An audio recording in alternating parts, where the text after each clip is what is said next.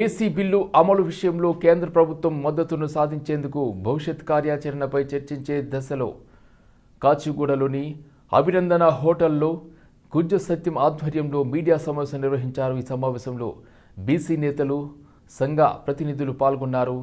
ఈ సందర్భంగా ఆర్ కృష్ణయ్య మాట్లాడుతూ బీసీ రిజర్వేషన్ల కేటాయింపులో ప్రభుత్వం పూర్తిగా హేతుబద్ధత కోల్పోయిందని ఆవేదన వ్యక్తం చేశారు।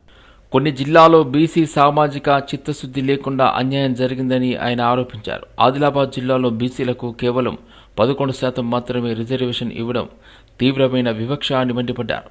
మొత్తం 473 గ్రామ పంచాయతీల్లో 22% కూడా చేరని రిజర్వేషన్లు ఉండటం ప్రభుత్వ వైఖరిపై ప్రశ్నలు లేవనెత్తుతుందన్నారు।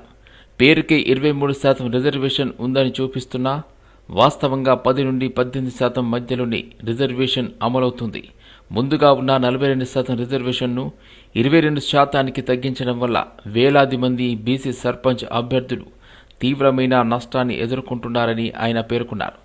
బీసీ సంఘాలు చేస్తున్న ఫిర్యాదులను ప్రభుత్వం నిర్లక్ష్యం చేస్తుందని ఆరోపించారు కృష్ణయ్య। గ్రామాల్లో జరుగుతున్న ధర్నాలకు కూడా అధికారులు పట్టించుకోవడం లేదని విమర్శించారు। సర్పంచ్ ఎన్నికలను రద్దు చేసి మళ్లీ 42% రిజర్వేషన్లతో ఎన్నికలు జరపాలని ఆయన డిమాండ్ చేశారు।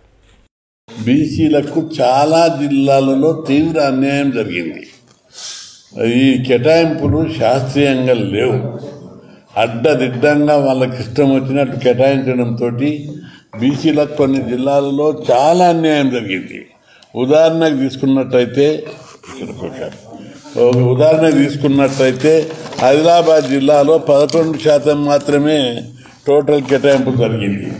ఎందుకంటే మొత్తం ఆదిలాబాద్ జిల్లాలో గ్రామ పంచాయతీలు 473 ఉంటే బీసీలకు 23 మాత్రమే కేటాయించారు।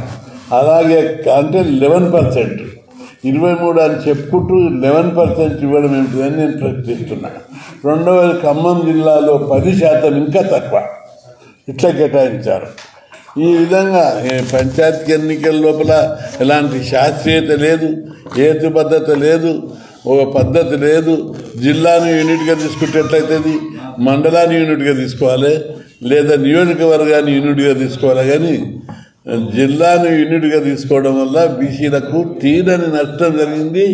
టోటల్గా పేరుకే 23 కానీ 10 నుంచి 18% మధ్యనే రిజర్వేషన్లు బీసీలకు అమలు అవుతున్నాయి।